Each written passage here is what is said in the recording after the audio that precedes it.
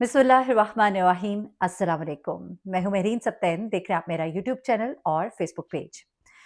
नाज़रीन, आज मैं आपके साथ एक ऐसी कहानी शेयर करने जा रही हूँ जो एक ऐसा मैसेज है आप सबके लिए। वो लोग जो ना सिर्फ़ ये कि बैरून मुल्क जाकर आबाद होते हैं, वहाँ पे ज़िंदगियों को आगे बढ़ाते हैं। ये सब कुछ हम क्यों करते हैं? अपने बच्चों के लिए, अपनी फ़ैमिली के लिए, अपने बेहतर मुस्तकबिल के लिए। लेकिन जब आपका मुस्तकबिल ही ताबनाक ना रहे, आपका मुस्तकबिल ही अंधेरे में डूब जाए, आपका मुस्तकबिल ही तबाह-बर्बाद हो रहा हो, तो क्या ऐसी तब्दीलियाँ ज़िंदगी में कोई पॉज़िटिव इम्पैक्ट रखती हैं?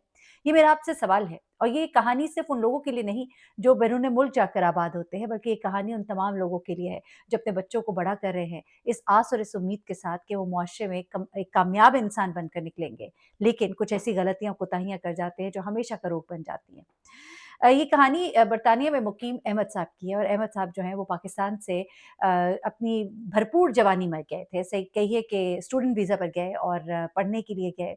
उसके बाद जैसा कि बहुत से नौजवान जो एक ऐसी फैमिली से ताल्लुक़ रखते हैं जो ज़्यादा अफ़ोर्ड नहीं कर सकते, उनकी एक पहली कोशिश होती है किसी तरह हम वहाँ के नेशनल हो जाएँ, यूके में हमें पासपोर्ट मिल जाए, हमें वहाँ की नेशनैलिटी मिल जाए, हम वहाँ के हो जाएँ।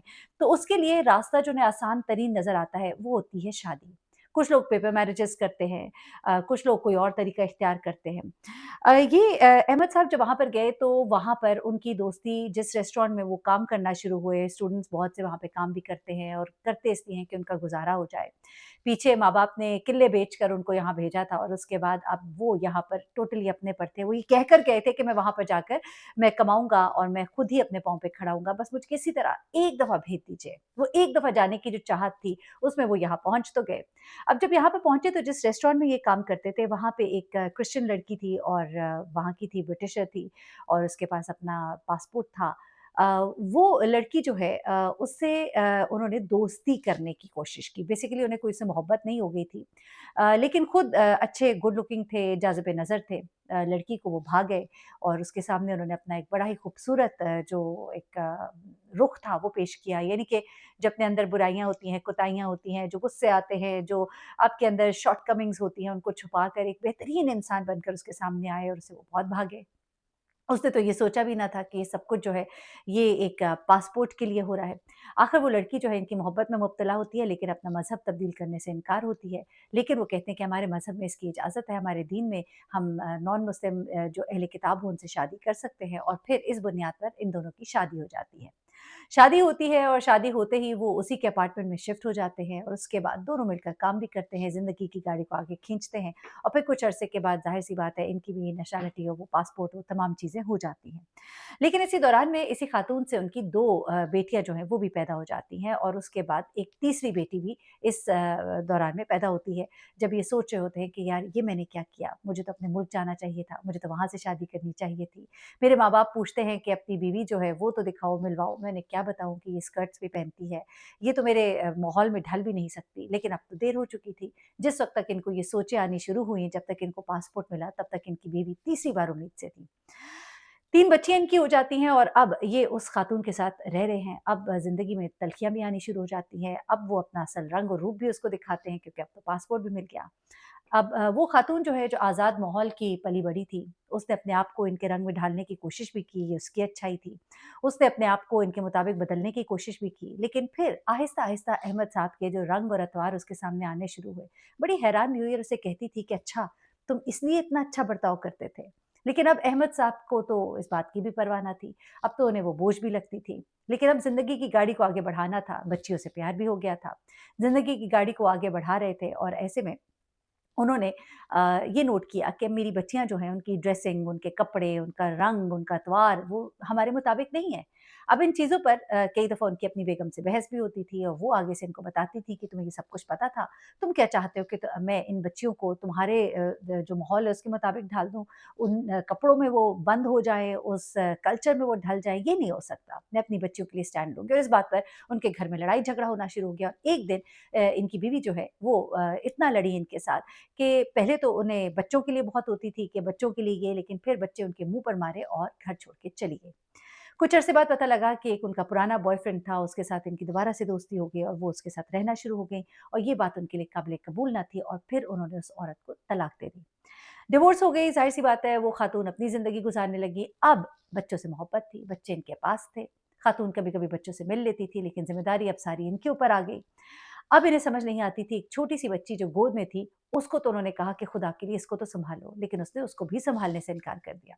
अहमद साहब अब सख्त परेशान, सोचे मैं किसी को पीछे से बुलाऊँ, वालदा ज़ईफ़ थीं, बहनें शादीशुदा थीं, कुछ नहीं कर पा रहे थे। आखिरकार चारों नाचार बच्चियों को भी सँभालते, घर को भी देखते और नौकरी को भी देखते। ज़िंदगी की गाड़ी आगे बढ़ती गई, बच्चियाँ जो है वो खुदरौ पौधों की तरह बड़ी होती गईं। अहमद साहब उनको वक़्त दे ना पाते थे और ऐसे उनकी बच्चियाँ जो है अपने तरीके से आगे बढ़ती रहीं। कुछ कोशिश की उन्होंने कि उसको अपने रंग-ढंग में ढालें, लेकिन बच्चियों को भी अपने राइट्स पता थे। स्कूल में जाती थीं, वहाँ सब पढ़ाया जाता था, घर आती थीं, घर में बाप सारा दिन नहीं होता था और फिर जिस तरह से बच्चियाँ ऐसे माहौल में पलती हैं, उस तरह से वो पलती चली गई। माँ से कभी-कभी मिलना होता था, वो रंग-ढंग भी देखती थीं, वो अतवार उनको पसंद आते थे, बाप की दकियानूसी बातों से उन्हें नफ़रत महसूस होती थी। और फिर एक दिन ऐसा आया, अहमद साहब पे एक और कयामत टूट पड़ी। अहमद साहब जो सोच रहे थे कि शायद मैं कोई शादी कर लूँ, बच्चियों को सँभाल लेंगी, कुछ हो जाएगा।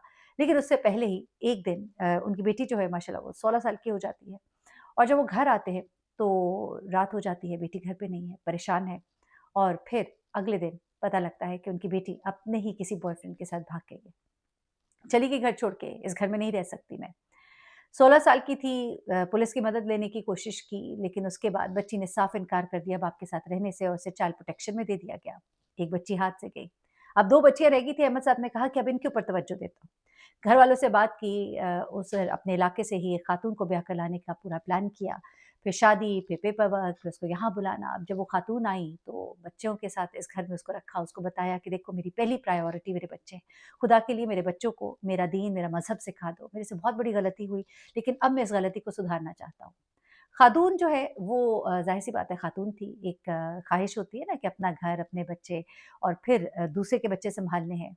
लेकिन फिर शायद कोई तरबियत उसकी उसके दिल में थी मौजूद कि उसको ये भी ख़्याल था कि चलो मैं एक नेकी करूँगी, बच्चियों को दीन की तरफ लेकर आती हूँ और उसने कोशिश की। 2 बच्चियाँ हैं जिनमें से एक तो सिर्फ़ 6 साल की थी और दूसरी बच्ची जो है वो अभी 14 साल की थी।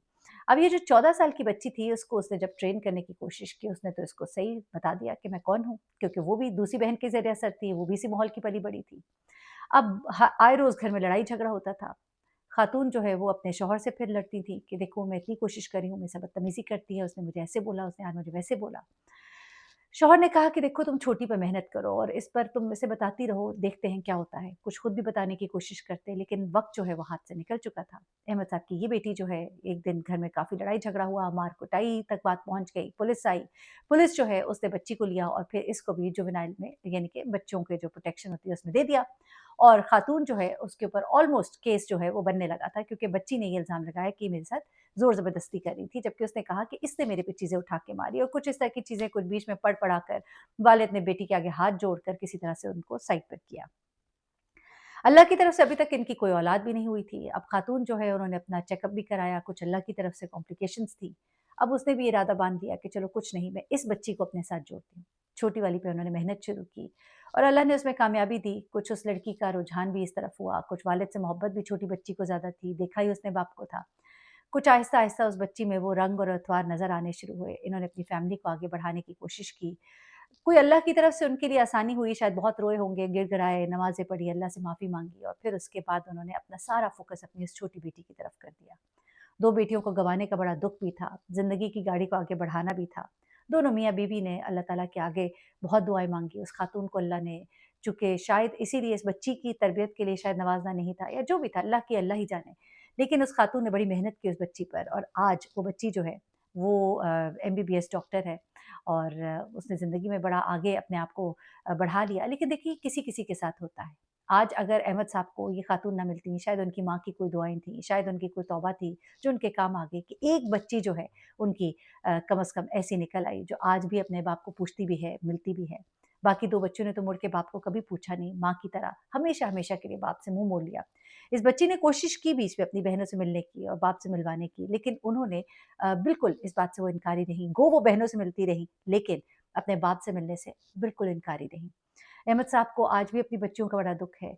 कहते हैं कि जो भी है औलाद तो मेरी थी ना। मुझे इसका बहुत दुःख है, लेकिन एक मैसेज उनका ये था कि आप शादी करते हुए ज़रूर रिवायात, इक़दार इन चीज़ों को देखा करें, इन चीज़ों को इग्नोर नहीं करें। जब आप इन चीज़ों से दूर हटते हैं, तो फिर बहुत से प्रॉब्लम्स होते हैं। बच्चों का मज़हब क्या होगा, बच्चों के अकीदे क्या होंगे, बच्चे किस तरह से पलेंगे, बढ़ेंगे। बहुत ही कम ऐसे होते हैं लोग जो आपके मुताबिक ढल जाते हैं। हर कोई ढलने के लिए राज़ी नहीं होता और ख़ास तौर पे जब आपका मकसद ही शादी का गलत होता है। अपना बहुत ख्याल रखिएगा, दुआ में याद रखिएगा। अल्लाह हाफ़िज़।